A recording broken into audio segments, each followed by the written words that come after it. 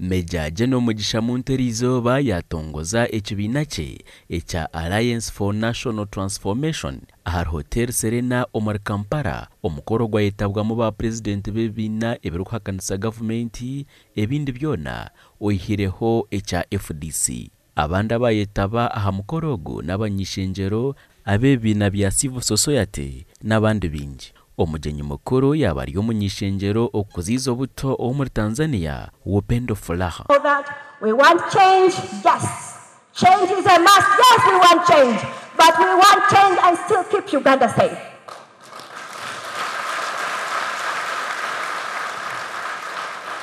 We want change, yes, but we want to keep Uganda safe. I still want to come and travel in peace in this country.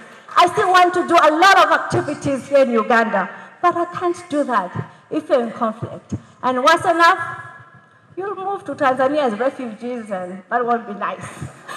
Muntu omukugamba kwe yayihanangiriza abamemba b'ekigombe kye okweshumba by'obutegetsi eby'omuntu omwe bafe ahakombe k'ekibiina n'okukorera hamwe. Ugandans have had to grapple with the excess of bad governance that come with consolidating power in the hands of one person, the president. If there is anything we have learned from this, it is that power corrupts, and absolute power corrupts absolutely. We cannot continue to place our hope in the emergence of a benevolent dictator. Power must be vested in institutions, not individuals. I repeat that. Omuntu yayanjura manifesto y'ekibiina ningashe barakore bamara kutwara engoma. As I've already indicated, we are going to come out as we move on. We are going to be coming out with detailed policy positions on the different sectors, in governance, in the economy, rooted in the guide which will be passed on later.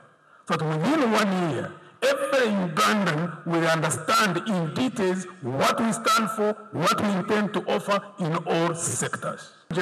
Ogu yaha Bobi Wine amagezi kuhandikisa ekibiina kye yaba nayenda ngu people power etware engoma bitu Bobi Wine yamugarukamu ati newankubadde ffe tetuli kibiina tetukkiriza mu kusettinga up kibiina kuba n'ebibiina tebiina freedom ng'amateeka bwe galagira.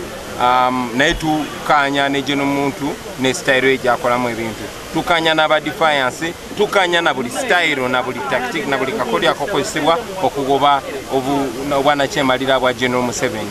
Nga bwe tubadde tugamba bulijjo nti obukodyo buyinza okwawukana, enkola ziyinza okwawukana, naye ekigendererwa kibadde era kisigala ng'ekigendererwa kye kimu, kufuna eddembe eryannamaddala.